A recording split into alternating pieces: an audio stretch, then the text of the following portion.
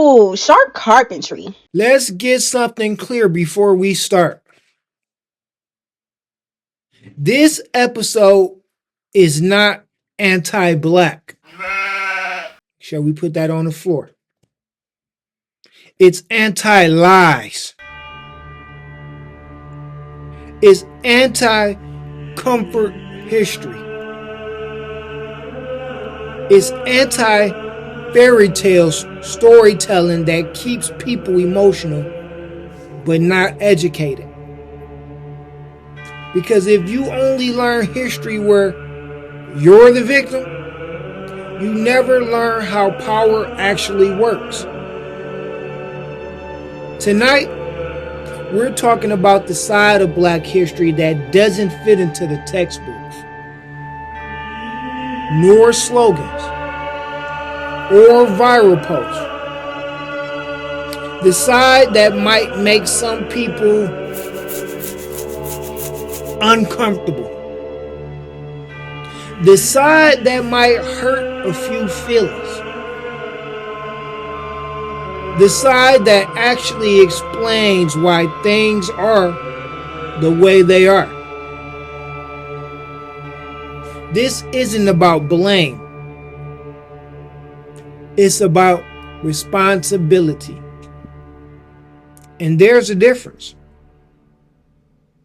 This is another episode of the Jason Sharpe Show with your boy, Jason Sharpe. The title of this episode is called Dark History. During this month of February, we go dedicate my shows to black history. I'm giving y'all a 4-part series. This is one of 4. Stay tuned. Sharp TV.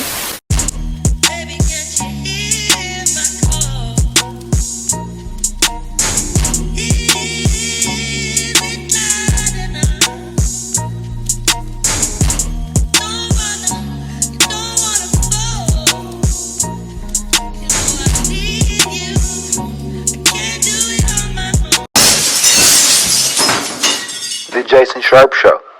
To really understand dark history, you can't look at it as one event.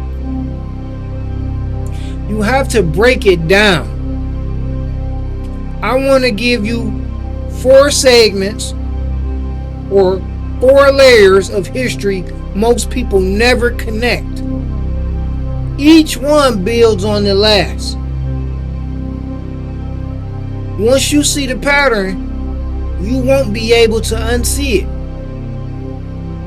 But before we do that, make sure y'all hit a like for the algorithm, subscribe to my channel, and turn on your notification bell so you'll know when I drop that new video. Segment number 1. Africa before slavery. Africa didn't fall because it was weak. Before chains, before ships, before plantations, Africa wasn't poor. Africa wasn't primitive. Africa wasn't waiting to be saved or discovered. Africa had empires. The Mali Empire controlled gold that literally funded Europe. The Songhai Empire had organized armies, trade routes, and laws. Cities like Timbuktu were centers of learning, while much of the world was still trying to figure out sanitation. So no, Africa didn't fall because it was inferior. Here's the part schools don't teach. Africa fell because it was divided. I'm going to drop my pen. Different kingdoms, different tribes, different rivalries, no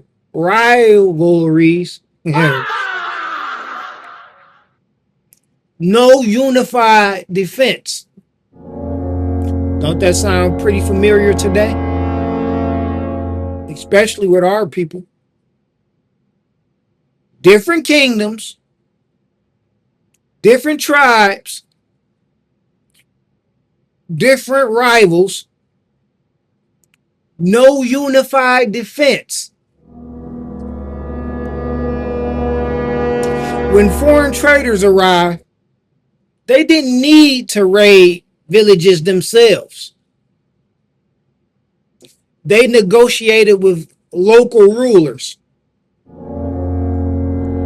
They bought prisoners of war. They exploited existing conflicts. Oh, I'm going to say that again for the people in the back. They exploited existing conflicts. Europe didn't run into Africa and kidnap millions of people.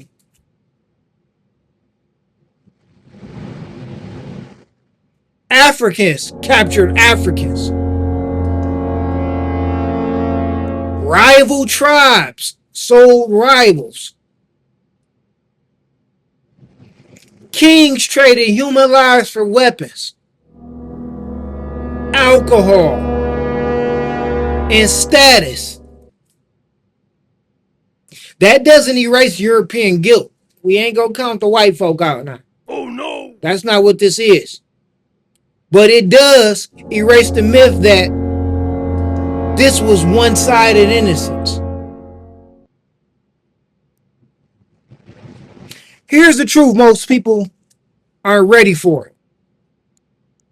Y'all might need to take a seat on this. Europe didn't invent exploitation. They industrialized it. Oh my God. History doesn't punish weakness.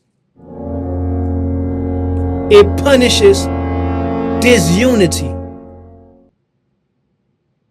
That lesson still applies today. Oh my God.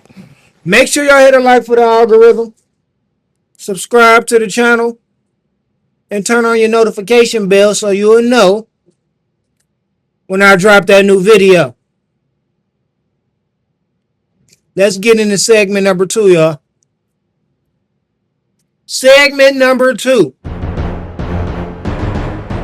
The slave trade was a business.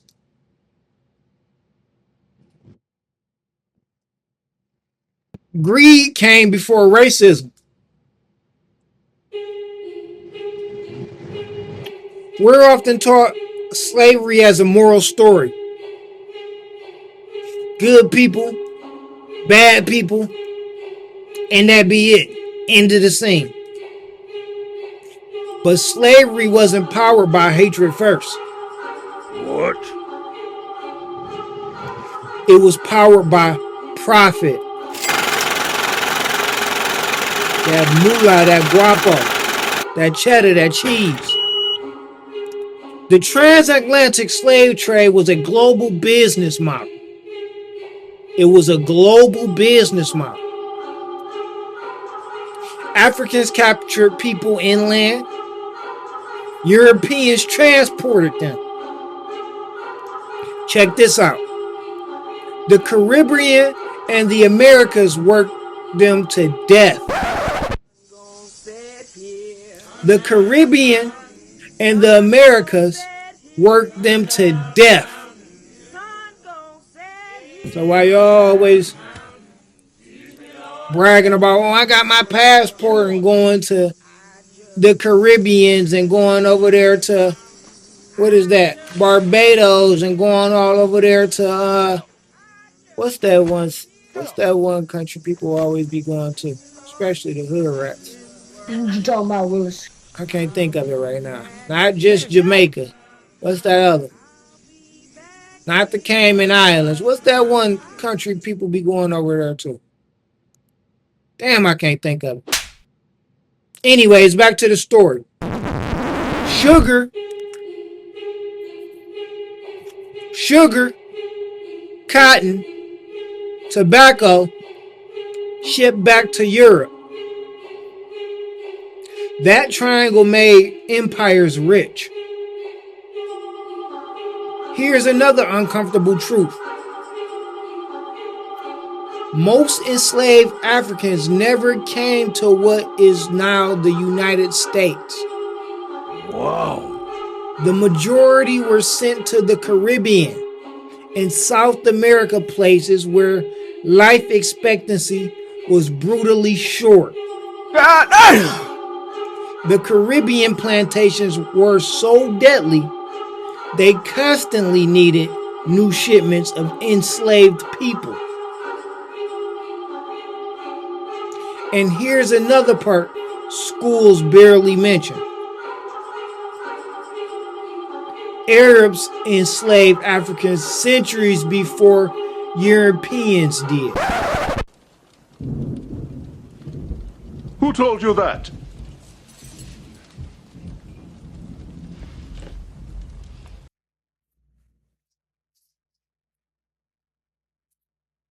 Slavery existed across cultures, continents, and religions.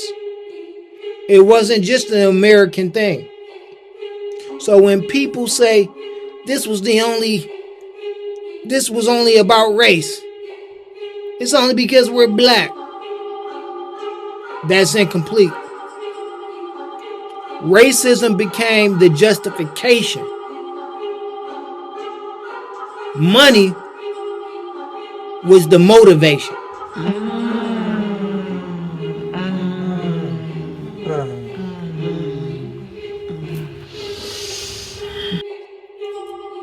You'll get that tomorrow. If you misunderstand that, you'll think hatred moves the world.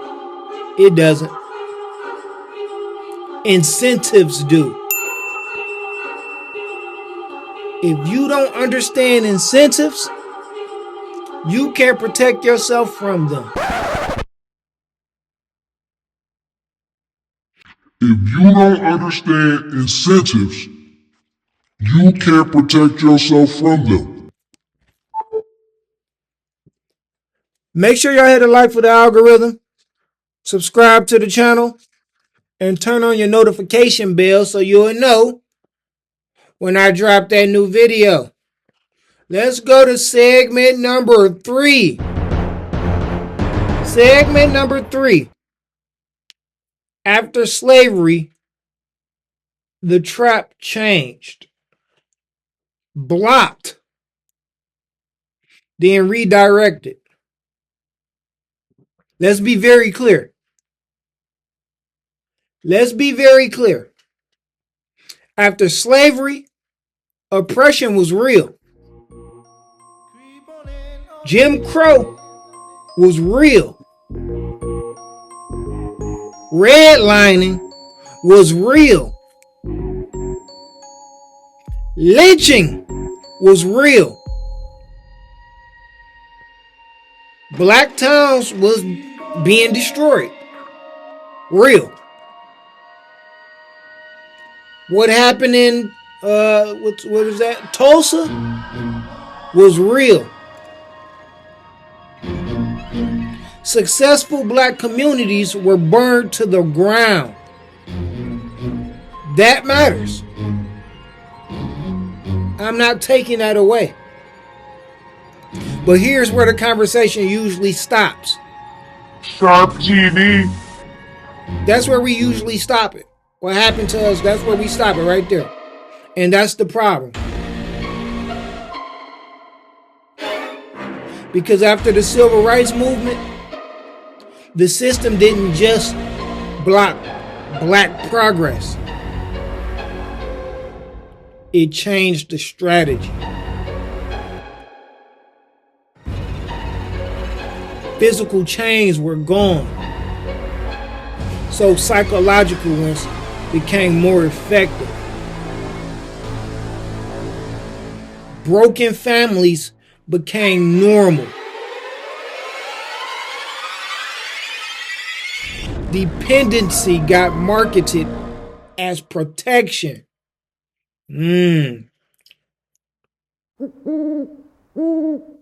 Short-term survival replaced long-term strategy.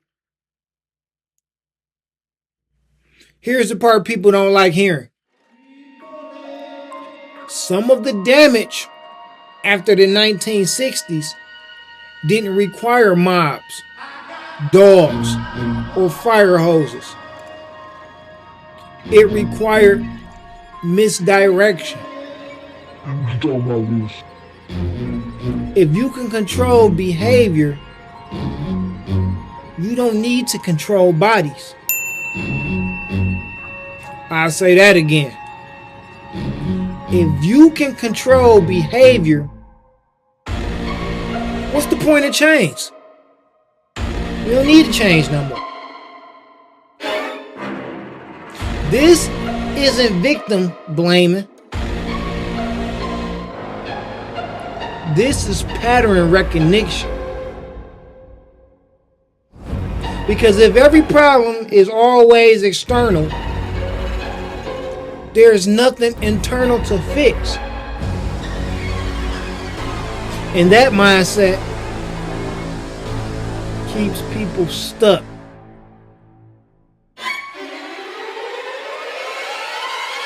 Make sure y'all hit a like for the algorithm. Subscribe to the channel. And turn on your notification bell so you'll know when Jason Sharpe drops that new video. Segment number 4. Power doesn't respond to emotion. Here's a truth that cuts across every culture on earth. Power doesn't respond to emotion. Power responds to structure. Yeah. Every group that rose in history did these things. They protected family structure. Wow. That's one of the main things in the black community that's just out of whack. Family structure. They built economic systems. What systems do we have today as a collective for our people? What systems do black people have in place just for black people? They control narrative and discipline. They control narrative and discipline.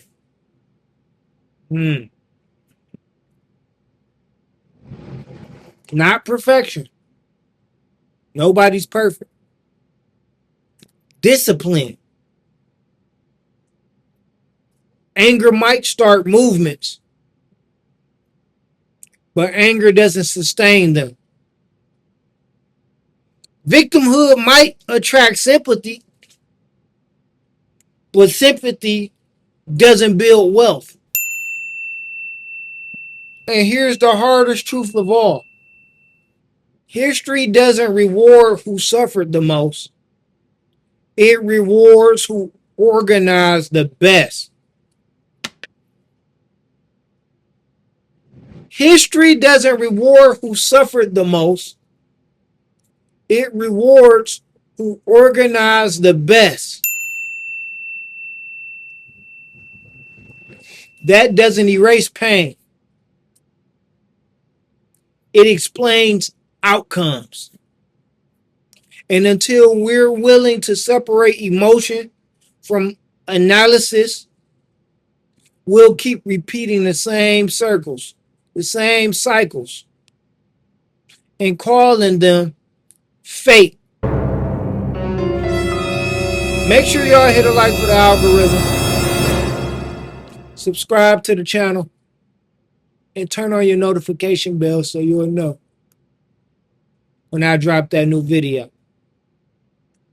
This episode wasn't made to make you comfortable. It was made to make you aware. Because awareness is the first step out of reaction and into control. If all you know is who hurt you, but not how systems work, history will keep replaying itself with new faces, new slogans, but the same results. Black history didn't begin with chains, and it doesn't end with hashtags. Black history can be complex. It could be downright uncomfortable. And it deserves honesty, not mythology. Because the truth doesn't weaken us. Avoiding it does. That's the side they don't teach. And now you know why. I've always been standoffish when it comes to Black history. Why so, you ask? The more I look at my people on these social medias, how they just tarnish each other names for clicks and views and always belittling each other. It's just sickening, man. It's sad. It's still the house nigga and the field nigga mentality. It's downright sad, bro. Sometimes Black people just make me sad. Just even close family sometimes. Just angry and mad. It's just sad, bro. I'll be so sad around Black History time, dog. We still not together today. I'm damn near about to come to tears thinking about this, man. It's just sickening, man. It ain't gotta be this way. People literally died so we could be together. Literally. And we still fighting amongst each other. Families still broken up. Can't get along with baby mamas. Baby mamas can't get along with baby daddies. All in the media divorcing and all on TV, just they fucking them over there and running back over here to fuck them. It's just discussing our music. It's just sad, bro. But what can you do? Stay sharp.